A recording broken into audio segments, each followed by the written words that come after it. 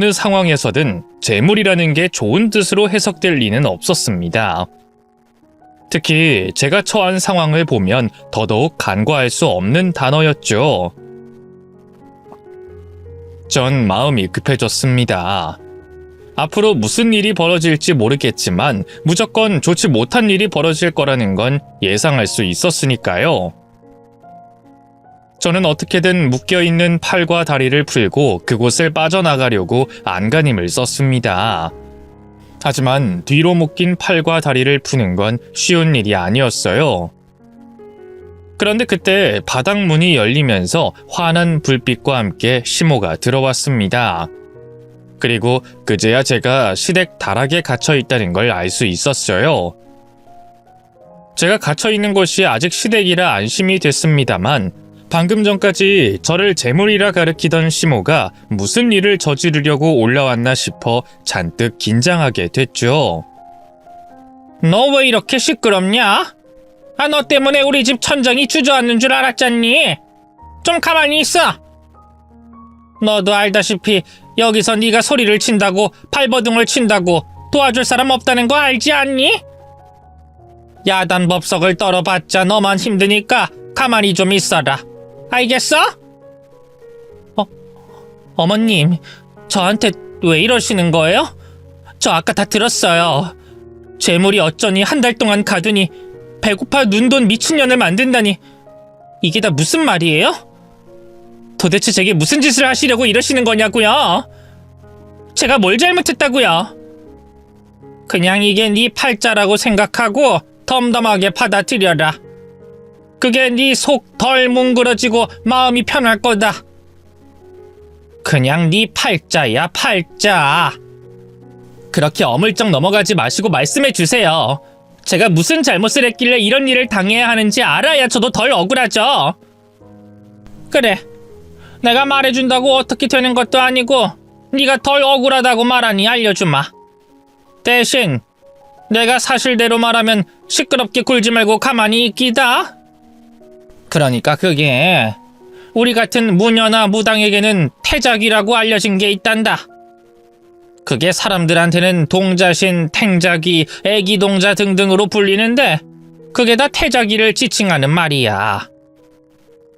세상에 태어나기 전이든 후든 아직 때묻지 않은 어린애가 하늘 가지고 죽으면 그게 태자기가 되지. 그런데 그 태자기가 우리가 모시는 다른 신과 다르게 인위적으로 만들 수가 있단다.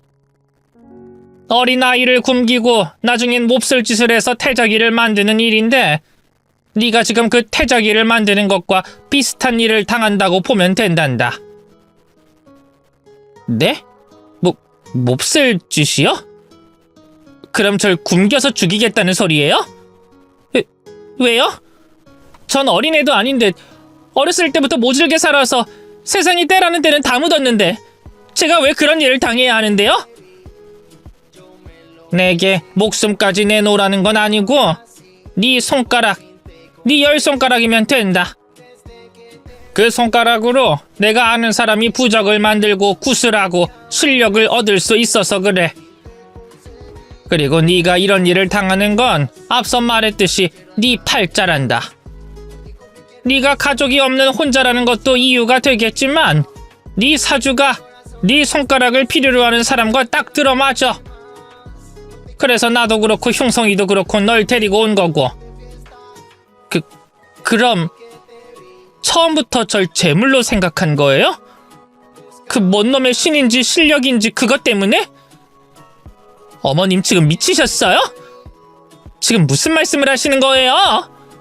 어떻게 사람 손가락을, 그것도 살아있는 사람 손가락에 해코지를 하겠다 말하세요? 얼른 이거 풀어주세요. 풀어주시라고요. 가만히 있어라. 이게 전부 네 팔자라니까? 네가 가족을 잃은 것도 고아원을 간 것도 우리를 만나 이렇게 된 것도 다 네 팔자야. 대신 이번 일 끝나면 우리가 보답은 넉넉하게 챙겨주마. 손가락이 없어서 사는데 불편하겠지만 우리나라 전쟁 겪으면서 손 없고 팔 없는 사람이 한둘이니? 그런 사람들도 다 살아. 거기다 우리가 적지 않게 챙겨줄 테니까 원래 네가 살던 것보다는 나을 거다. 그러니 일 다 끝날 때까지만 참고 견뎌라. 응? 미친 소리도 이보다 더 미친 소리가 없었습니다. 멀쩡한 제 손가락을 신인지 신력인지 모르겠는 망할 미신 때문에 내놓으라고 했으니까요. 시모의 헛소리를 이해할 수도 이해할 생각도 없었던 저는 소리를 지르고 몸을 흔들면서 살려달라고 소리를 치기 시작했어요. 물론 시댁에서 가장 가까이 사는 마을 주민의 집도 한참 멀리 떨어져 있어서 제 목소리가 닿지 않겠지만 그땐 어떻게든 살아보려고 발버둥을 쳐야 했습니다. 그러자 시모도 순간 당황을 했는지 주변에서 재갈을 물릴 만한 걸 찾아 발버둥을 치고 있는 제 입에 채웠죠. 아이고 이년아, 네가 그렇게 악을 써봤자 해결되는 일 하나 없어. 너 우리 집에서 지내는 동안 마을 사람들 목소리가 들리지? 아니면 뭐 찾아오기라도 해? 왜 쓸데없이 힘을 쏟고 그래? 네가 얼른 힘 빠지면 우리야 일이 금방 끝나서 좋다만 우리라고 네가 발버둥 치고 악 쓰는 걸 보고 듣고 싶겠니? 이왕 이렇게 된 거 우리 서로 마음 편하게 또 수월하게 일 끝내자. 알겠지? 그럼 진정 좀 하고 있어라. 내일 또 찾아올 테니. 시모는 끝까지 제게 이해하라는 말을 하면서 다락방을 내려갔습니다. 저는 시모의 모습이 사라지고 난 이후에도 한참 동안 재갈을 문 채 소리를 지르며 살려달라고 외쳤죠. 하지만 입안 가득 들어온 천과 나무 재갈로 입안은 금방 건조해졌고 소리를 지르면 지를수록 목이 갈라지고 아파왔어요. 그리고 시댁 사람들 이외에 누구 한 명 제발 살려달라는 제 간절한 외침을 들은 사람이 없는 것 같았죠. 절망적이었습니다. 또 배신감과 공포감에 몸이 떨려왔어요. 어렵고 힘들었던 삶을 잊고 행복에 겨운 제2의 인생을 살게 해준 시모와 남편에게 처음부터 속았다고 생각하니 배신감이 몰려왔고 이대로 속수무책으로 시모가 말한 것처럼 제 10손가락을 잃을지도 모른다는 생각에 겁이 났죠. 눈에서는 배신감과 공포감이 뒤섞인 눈물이 흘러나왔습니다. 정말 제 삶이 너무 억울하고 불쌍해 이제까지 살면서 참아왔던 눈물이 한꺼번에 쏟아지더라고요. 그렇게 엉엉 오열하며 눈물을 쏟아붓고 나니 마음이 차분해졌습니다. 그리고 여기서 가만히 앉아있다 제 10손가락을 잃을 순 없다고 생각했어요. 분명 제가 갇혀있던 우리의 문이 열릴 상황이 한 번은 더 있을 거라고 생각했습니다. 그럼 그때 죽기 살기로 남편과 시모를 피해 도망쳐야겠다고 생각했죠. 그래서 문이 어떤 방식으로 열리는지 또 다락문이 있는 곳까지 가는데 방해물은 없는지 확인하려고 다가갔어요.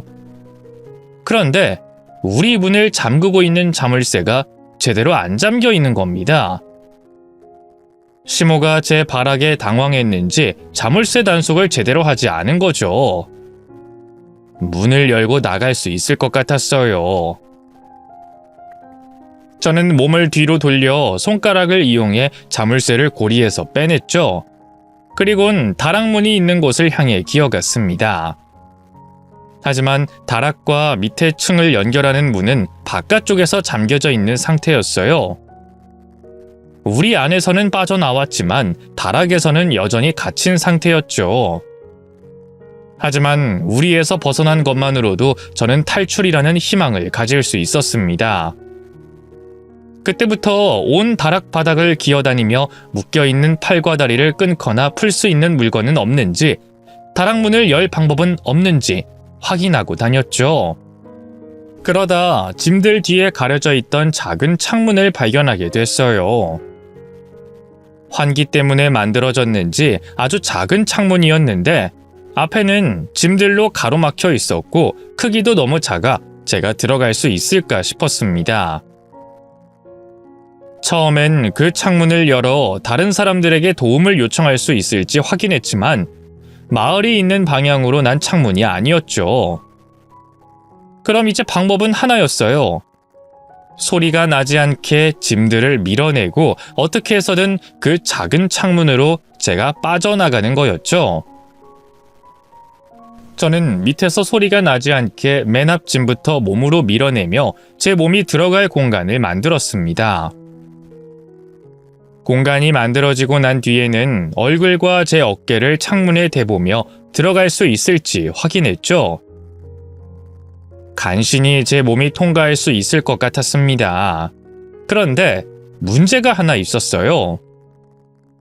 아직 손이 묶여있는 상황이라 안전하게 다리부터 창문으로 넣을 수가 없겠더라고요. 얼굴과 상체가 먼저 창밖으로 나가야 했는데 지붕 경사가 급하고 층수가 2층에서 3층은 되는 높이라 잘못하다간 그대로 머리가 먼저 떨어져 위험할 수 있었습니다. 하지만 다른 방법도 없었어요.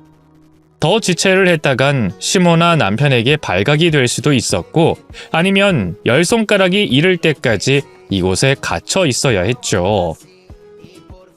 최악의 경우 잘못되는 건 비슷하겠지만 그래도 앉아서 기다리는 것보다는 탈출할 수 있는 작은 희망이 있는 곳에 제 운명을 걸어보는 게 낫겠다고 생각했어요. 그래서 심호흡을 한 뒤 눈을 질끈 감고 머리부터 창문 밖으로 내밀며 떨어졌습니다. 떨어지면서도 혹시 제가 바닥에 떨어지는 소리가 날까, 또 입에서 신음소리가 나오진 않을까 싶어서 두 소리 중 하나라도 줄이고자 이빨로 제 입술을 꽉 깨물고 떨어졌어요. 다행히 저는 몸통이 먼저 바닥에 떨어져 최악의 경우를 모면할 수 있었고 바닥에 난 잔디와 풀들로 인해 그리 심각한 부상을 당하지도 않았습니다. 물론 몸통으로 떨어지면서 바닥과 접했던 팔 쪽을 다치긴 했지만 그 충격 덕분인지 묶여있던 끈이 풀려 손이 자유로울 수 있었죠. 저는 새어나오는 신음소리를 겨우 참으며 다리 쪽에 묶여있던 끈을 마저 풀었습니다. 그리고 도망을 치려고 했는데 집 안쪽에서 다락에 갇혀 있었을 때 들었던 목소리가 들려왔어요. 시모에게 어머님이라고 부르면서도 약간 아랫사람 대하듯이 말했던 그 여자의 정체가 궁금했던 저는 조심스럽게 집 안쪽을 들여다보게 됐죠. 그런데 자칫 제가 다락에서 빠져나온 걸 들킬 뻔했습니다. 제 너무 놀란 신음소리가 튀어나올 뻔했거든요. 조금 전 제가 갇혀있는 일도 말이 안 되는 일이었지만 그보다 더 말이 안 되는 일이 제 눈앞에 벌어지고 있었어요.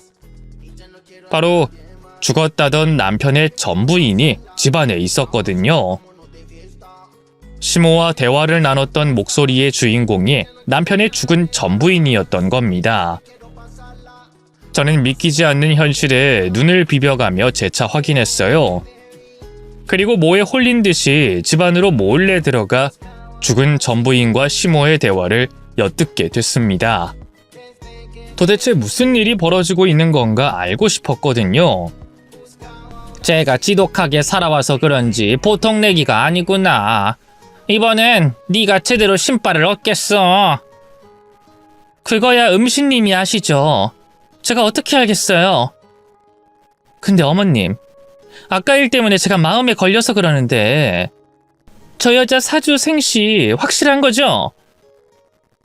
아까 일은 제가 주스를 조금밖에 안 먹어서 금방 잠에서 깨어날까봐 급하게 옮기느라 실수한 거다. 네가 부탁한 사주 생시라서 내가 몇 번이고 확인했어. 그러니 걱정 마라. 확실히 하셔야 돼요. 이미 굿을 하기로 했고 복채에 난돈까지 받아서 물릴 수도 없다고요. 그리고 안 그래도 실력이 떨어져서 저번 굿판에서 망신당했는데 이번에도 또 망신당하면 진짜 밥줄 끊긴다고요. 아유, 그래서 내가 백방으로 너랑 사주 맞는 애를 찾아온 거 아니냐. 확실해.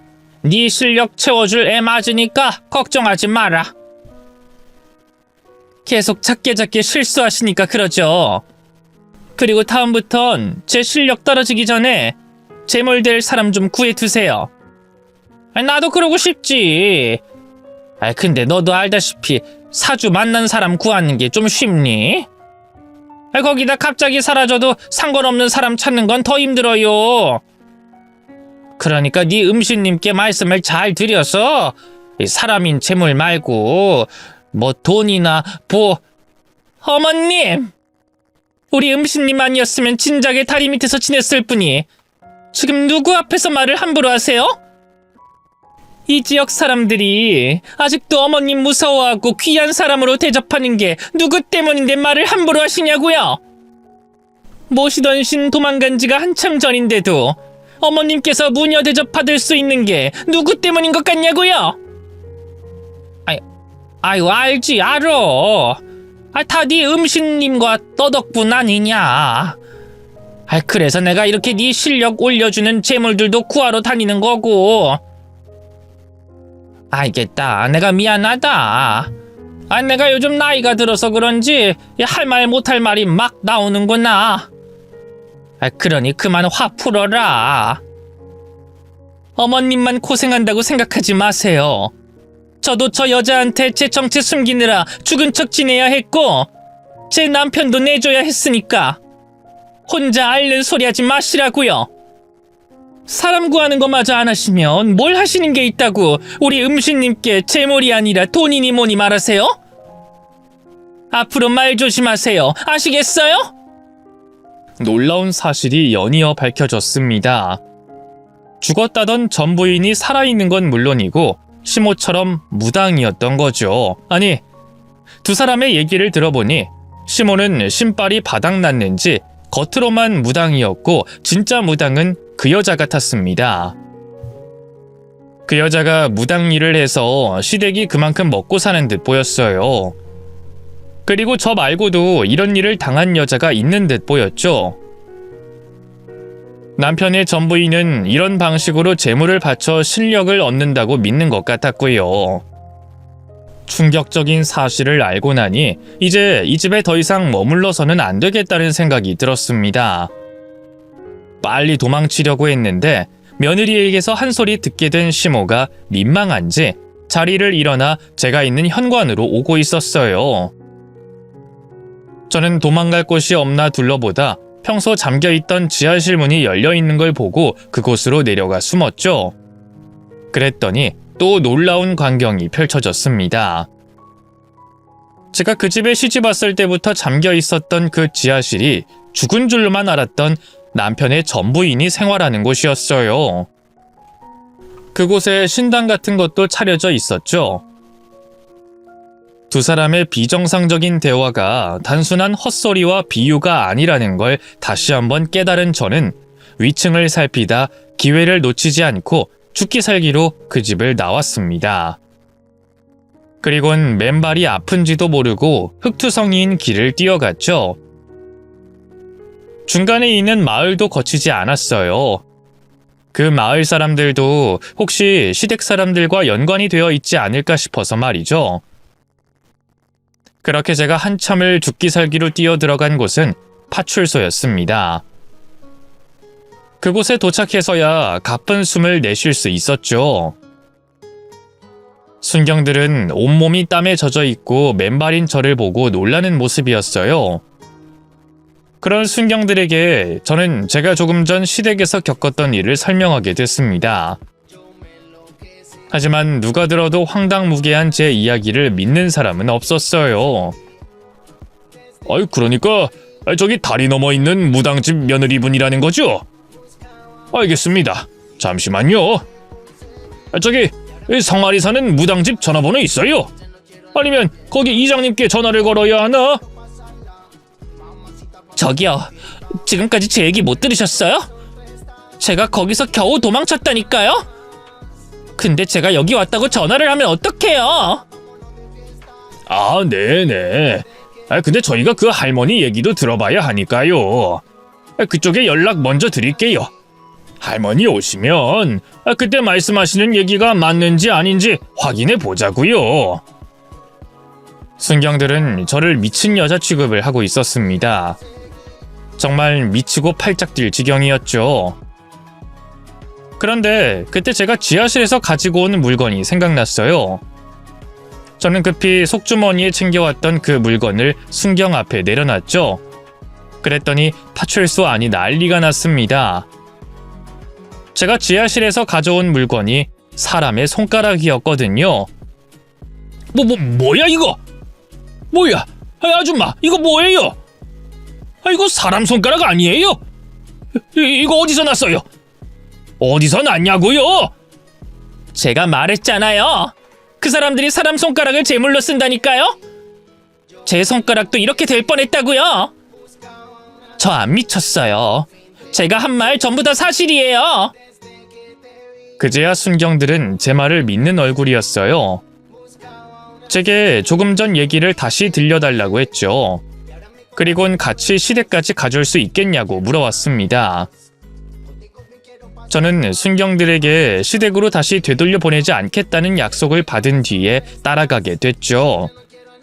그리고 도착한 시댁에서 도망친 저를 찾고 있던 시모와 전부인을 마주치게 됐습니다.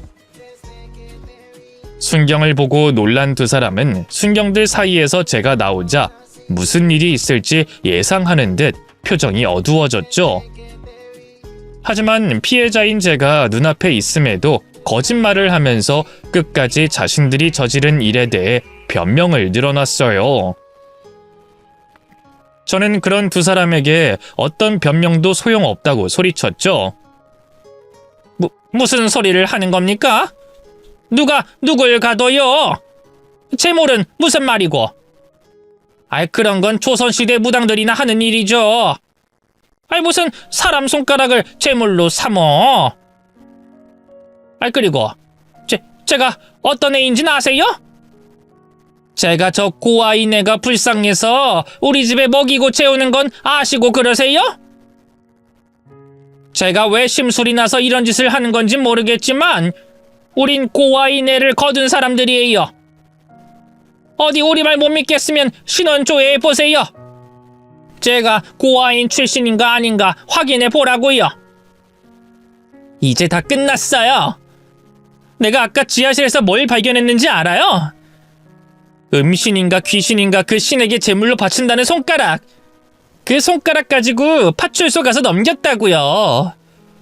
그리고 내 말이 사실인가 아닌가는 이 집 들어가 보면 끝이야. 당신들이 한 짓들 전부 다 밝혀지게 되어 있다고. 뭐? 처년이 걷어준 은혜도 모르고 저 고아년이? 시모와 남편의 전부인은 저를 죽일 듯이 노려봤지만 그렇다고 순경들이 있는 앞에서 제게 어떠한 짓도 할 수가 없었습니다. 결국 순경들이 집수색을 하게 됐고 제가 말한 다락방 우리와 지하실에 있는 다른 증거물들로 인해 일이 커지게 됐어요. 파출소에서 감당할 일이 아니라고 생각해 경찰서에 무전을 넣은 거죠. 결국 시모와 남편, 그리고 남편의 전부인은 경찰서에서 수사를 받게 됐습니다. 그런데 문제가 있었어요. 사람을 제물로 사용했다는 증거는 있는데 피해자가 없는 겁니다. 저야 아직 봉변을 당하기 전이었고 잠깐 다락방 우리에 갇힌 걸 제외하고는 그 사람들에게 피해를 본 게 없어서 그 집 식구들을 처벌할 수가 없었고요. 경찰에서도 이번 일을 가볍게 생각하지 않고 수사를 했지만 끝내 지하실에서 발견된 증거물의 피해자를 찾을 수 없었죠. 결국 시모와 남편 그리고 전부인까지 모두 풀려나게 됐습니다. 하지만 두 사람을 처벌할 법은 없었어도 지역 사회의 분위기는 달랐어요. 사람에게 해코지하면서까지 무당짓을 한다는 소문이 퍼져 손가락질을 받게 됐고 그들이 사는 집은 낮이고 밤이고 돌팔매질을 당했죠. 결국 그 집 식구들은 급히 이사를 떠나게 됐어요. 저로선 그 사람들에게 다른 죄를 묻거나 처벌을 할 수 없었으니 제 주의를 얼씬도 못하게 하고 그 사람들과 멀리 떨어진 것에 대해 만족할 수밖에 없었죠. 그런데 이렇게만 제 사연이 끝이 난다면 오늘 사연을 보내지 못했을 거예요. 그 못된 가족들이 정당한 처벌을 받게 못했으니 사이다나 복수라고 할 수도 없었겠죠. 하지만 그 사람들은 결국 자신들이 저지른 일에 대해 온당한 처벌을 받게 됐습니다. 이걸 절대적인 존재가 내린 처벌이라고 해야 하는지 아니면 우연한 사고라고 설명해야 하는지 모르겠지만 그 집 식구들 일가족이 이사를 떠난 다음 날 사고로 즉사를 했거든요. 그 집 식구들이 이삿짐을 푼 다음 날 그 지역에 비가 억수로 내렸다고 하던데 그 폭우로 뒷산이 무너지면서 토사물이 집을 덮쳤다고 합니다. 그 사고로 그 일가족 모두 입사해 죽었다고 해요.